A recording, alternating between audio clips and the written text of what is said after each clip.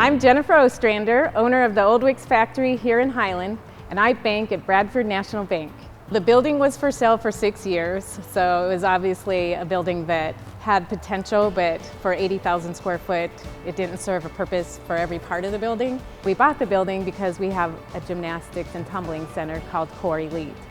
And that took approximately 20,000 square foot, so we had 60 other thousand square foot to figure out what to do with.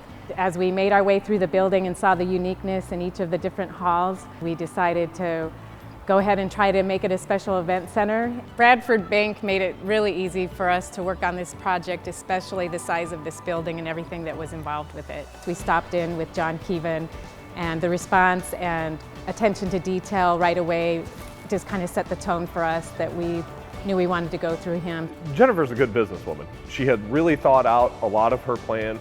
She brought us a lot of supporting information of what her vision was, and here's how these types of facilities do. And it really gave us the ability to look at it and say, okay, maybe this does make sense for a market like ours. Maybe this could be a success story for us. 2019 was our first full season of weddings getting into this, and we actually had 42 weddings that year. With over 10,000 guests that came through our doors. So we were really looking forward to 2020. We had every Saturday booked, and then September and October we also had Sundays booked. COVID happened, and we were told in March of 2020 that we needed to shut down. And without knowing how long that was going to go for, we did end up postponing, canceling, rescheduling all of the events that really went through the summer.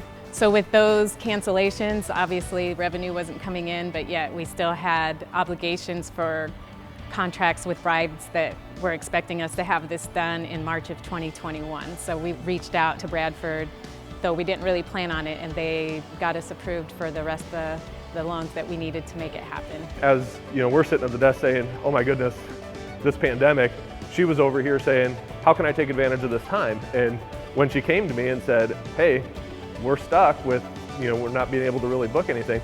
We want to get more work done. To me, it was cool to hear because, it was a different perspective and really kind of looking at the silver lining of a tough situation. And really the way her plan works out is really, really smart in that she can then come back and capture some of this business that would be forever lost in a different situation. And so to us, it made a lot of sense. It obviously is a stressful time for all small business owners, and to know that everything that you have put into it could just weigh in the balance and be gone in a moment is very stressful. And so we're really relieved to know that they were behind us, literally 100%. They're invested in it and they care. As a community bank, we're only as successful as our business customers. So it's important to us to help them the best that we can.